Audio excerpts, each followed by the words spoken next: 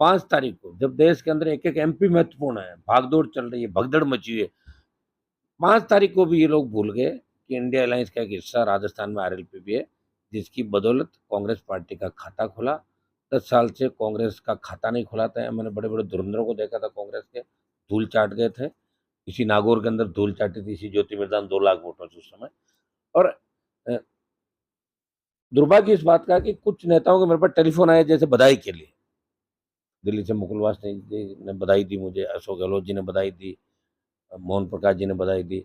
और कल 4-5 बजे बाद सचिन पायलट का भी टेलीफोन आया कि हम आपको बधाई देते हैं जीत की। लेकिन इंडिया अलायंस की बैठक में आमंत्रित खड़गे जी के ऑफिस से करना था। और कल शाम को जब ये टीवी चैनलों के अंदर चला कि हनुमान बेनीवाल को इंडिया अलायंस की बैठक में नहीं बुलाया, तो वो ये तर्क दे रहे थे कि भूल हो गई हमसे, छोटा दल है आपका, इसलिए चूक रह गई। अब आप बताइए, बड़ा दल बनाने में समय लगता है, इस राजस्थान में तो बड़ा दल कोई बना ही नहीं, भाई पार्टी मैंने बनाई है। और कांग्रेस पार्टी भूल गई कि 3 लाख वोट अगर कांग्रेस ने मुझे नागौर में डाले, तो 20 लाख वोट आरएलपी के जवानों ने राजस्थान में कांग्रेस पार्टी को डाले। इसलिए शेखावाटी के अंदर परचम फहराया, बाड़मेर के अंदर परचम फहराया, टोंक सवाईमाधोपुर, भरतपुर, करौली, धौलपुर, दौसा, तमाम जगह राष्ट्रीय लोकतांत्रिक पार्टी के नौजवानों ने, पदाधिकारी रात दिन एक कर दिए थे। कहीं भी कांग्रेस के पदाधिकारियों का, प्रदेश अध्यक्ष का बयान नहीं आया कि हम इंडिया अलायंस की ताकत से जीते हैं। वो कह रहे थे कांग्रेस पार्टी जीती, कांग्रेस पार्टी जीती। और मैं रोज कह रहा हूं कि मैं कांग्रेस और आरएलपी गठबंधन जीता। मतलब आप ये बताइए कितनी एलर्जी कर रहे हैं छोटे दलों से। तो मैंने ये कहा था कि बड़े दलों को, छोटे दलों का ध्यान रखना चाहिए। बीजेपी भी धीरे धीरे आगे बढ़ी थी, तो छोटे दलों के कंधे पे बंदूक रख के ही उन्होंने छोटे दलों को मारती गिर आगे बढ़ती गई। और मैं कांग्रेस कांग्रेस एक इसलिए बात आगे कहूँगा पे चाहूँगा चलेगी आपको, जी। आपने जिस तरीके से कहा कि हमें याद नहीं किया, भूल गए, हो सकता है जानबूझ के नहीं किया होगा, लेकिन ये कारण वही तो नहीं है कि आपको गठबंधन करने में 22 दिन लग गए थे। क्या उन्हीं नेताओं का हाथ नहीं है? आपने इशारा भी किया था कि शेखावाटी के और बाड़मेर के एक नेता का हाथ हो सकता है। वो दोनों का हाथ है निश्चित रूप से। बाड़मेर बड़े नेता का भी हाथ है जिसने मेरी पार्टी को तोड़वाया। और पार्टी तोड़ने में सारे ही थे, कांग्रेस के सारे नेता पार्टी तोड़ने में थे। कोई पर्दे के पीछे था, कोई आगे था कि हनुमान बेनीवाल की पार्टी तोड़ दो, तो हनुमान गुस्से में खुद लड़ेगा। अगर मैं लड़ता और ऐसी स्थिति में नागौर बनती, तो कांग्रेस का क्या हाल होता आप भी जानते हो। कांग्रेस कौन से नंबर पर जाती है अगर मैं चुनाव वैसे लड़ता, तो लड़ता, मेरे तो लड़ता ही 100%। लेकिन उस स्थिति में कांग्रेस कहाँ जाती। कांग्रेस अगर आज जिंदा है राजस्थान का, तो मुसलमानों का बहुत बड़ा योगदान है। और इस बार ये समीकरण बन गया, आरएलपी, जाट, मुस्लिम, मेघवाल, मीणा गुर्जरों ने वोट डाला। और जो मामला था ठीक हो गया एक मजबूती के साथ। ये विधानसभा के चुनाव थे, जीत जाते, कौन मना कर रहा था इन लोगों को। और जो दोनों चुनाव गए 14 और 19 के अंदर, क्या बुरी स्थिति इनकी हुई थी।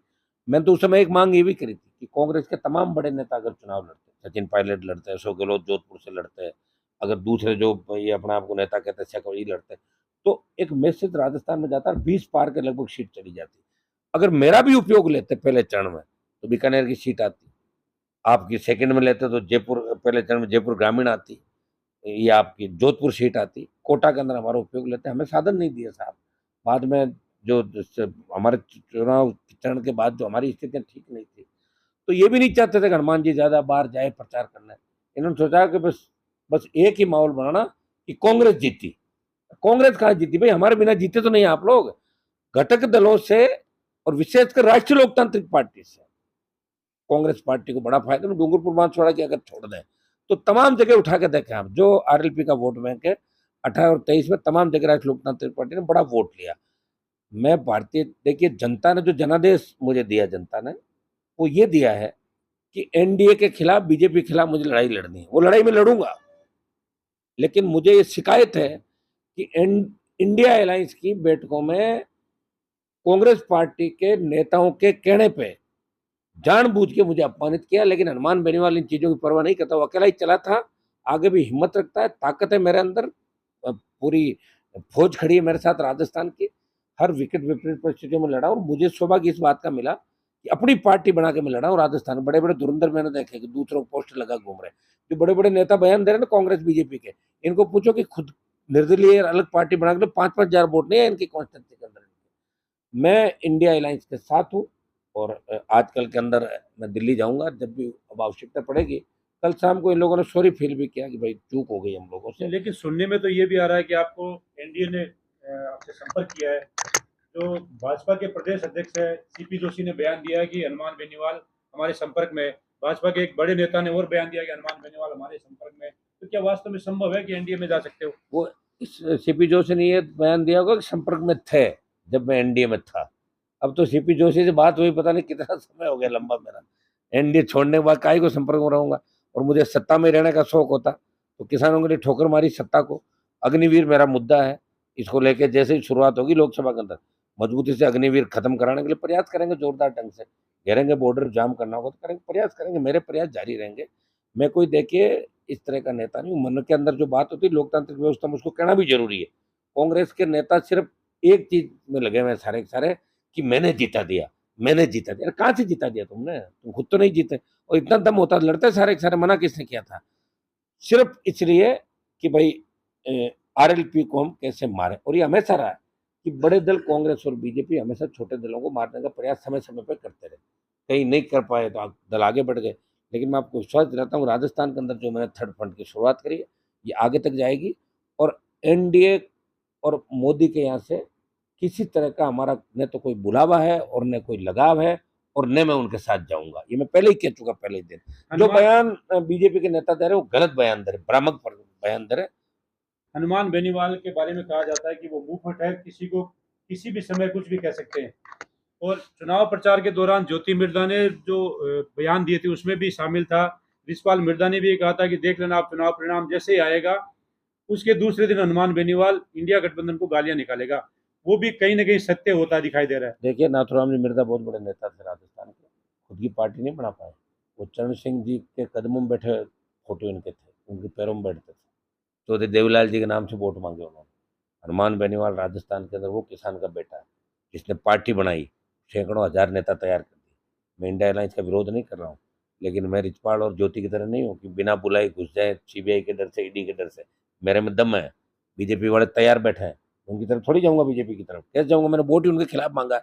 मैं नहीं जा सकता इस तरह। इन लोगों की तरफ मौका पर थोड़ी हो ईडी और सीबीआई की रेड हो जाए, सारे के सारे पैरों में पड़ जाए जाके।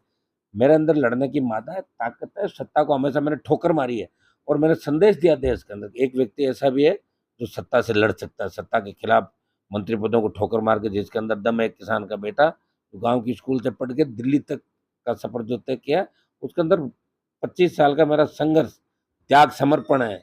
परिवार खो दिया, कोई दाग नहीं लगा इस काजल की कोठरी के अंदर रहते हुए। ऐसे नहीं। और ये जो लोग कह रहे हैं, इन्होंने जिस तरह गाली गलौज नागौर के अंदर किए थे, जिस तरह पूरे जिले को गालियां दी, चुनाव हारने के बाद कायदा यह था कि एक दिन रुकते, भाग गई चुनाव हारने के बाद और आंसू आ गए, रो पड़ी। रोता कोई आदमी बताओ? साला हम तो किन परिस्थितियों में कभी ऐसे नहीं रोए। हाँ, अगर कोई दुर्घटना घटना हो जाए, कोई शहीद हो जाए, वहाँ जरूर आंख में आंसू आ जाता है जब बच्चों को उनके लेकिन देखते आपने भी हैं। तो कहा था कि मैं मायरा ऐसा भरूंगा कि याद रखा जाएगा। चौथा मायरा आपने भर दिया, कहीं वही तो कारण नहीं है कि आपने ज्यादा मायरा भर दिया उस वजह से उनको रोज आ गया? नहीं नहीं, वो तो चलो उनकी मर्जी, जो भी करे। हमारा तो और चौथा भी भर दिया और आगे मौका लगेगा तो करते रहेंगे। लेकिन मैंने जो बात कही थी कल कि इंडिया अलायंस के अंदर जिस तरह ये लोग अ, चूक की, इन्होंने कल सॉरी फील किया कल शाम को कि हमसे भूल हो गई। एहसास दिलाना जरूरी था, एहसास दिलाना जरूरी होता है लोकतंत्र के अंदर। अब आपके मन में कोई मलाल तो नहीं है इंडिया मेरे गठबंधन को मन में लेकर? बिल्कुल मलाल नहीं है। इंडिया गठबंधन की जो भी अगली बैठक होगी, अगर मुझे उसमें आमंत्रित करेंगे तो मैं जरूर जाऊंगा, और आमंत्रित नहीं करेंगे तो नहीं जाऊंगा। लेकिन बीजेपी और एनडीए के खिलाफ मैं लड़ूंगा वहां जाके अंदर, ये तय है लोकसभा का। एक एक सांसद की कीमत होती है। एक एक सांसद को तोड़कर लाने के लिए प्रयास कर रहे थे इंडिया गठबंधन के लोग। परिणाम आने के बाद मुझे खुद को आपने ये कहा था कि मैं दिल्ली जाऊंगा और प्रयास करूंगा कि कोई मेरे सहयोगी या मेरे दोस्तों को उधर से तोड़ के लेके आऊंगा। आप तो ये कह रहे थे, दूसरी तरफ इंडिया गठबंधन वो आपसे संपर्क नहीं कर रहा है अपने आप में बहुत बड़ी बात है। बात तो उनकी तरफ से बड़ी बात है ना, मेरी तरफ से तो कह दी मैंने। अगर मेरे मन में कोई पाप होता तो मैं तो दूसरी जगह संपर्क कर लेता। मुझे कौन रोक रहा था? कर ही रहे हैं ना संपर्क लोग। इधर चाह रहे हैं, उधर कूद रहे हैं, मंत्री पद लेके झंडिया लगा के भाग जाएंगे। पिछली बार कुछ बयान दे रहे थे, इस बार कुछ दे रहे हैं। हमारा बयान यही था कि जवान किसान को जहां भी आवश्यकता पड़ेगी हनुमान बेनीवाल खड़ा मिलेगा। अग्निवीर के खिलाफ आंदोलन की शुरुआत करूंगा देश के